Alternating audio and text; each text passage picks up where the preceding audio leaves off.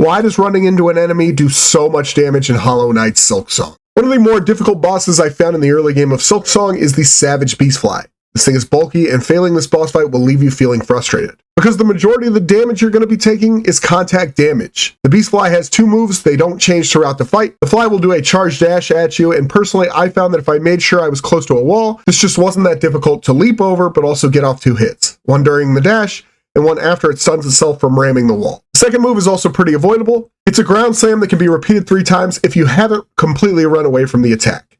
And you really don't need to do much other than sidestep this move and attack. After the BeastFly takes enough damage, it will summon additional enemies to the battlefield during its roar. These enemies drop from the ceilings in cages, which can damage you, come in 3 different varieties that complicate the fight. If you let these enemies start to pile up, this fight will become incredibly difficult. And after repeated attempts, I found that the best course of action was to use my spear attack to wipe these enemies as soon as they'd spawn. The additional enemies are also capable of being one-shot if they're hit by the BeastFly's ground slam attack, which was incredibly helpful, but also incredibly inconsistent. Managing your spear attack and your healing is only going to become more necessary as you go in Silksong and the bosses get more difficult. I found 3 good points to heal during this fight if I needed to. One was, instead of attacking after a dash, just leaping to the opposite side of the room when the BeastFly is roaring, or when the BeastFly is stunned. After some practice balancing between your spear attacks and your heals, you will take down the beast, gaining the beast crest, but still wondering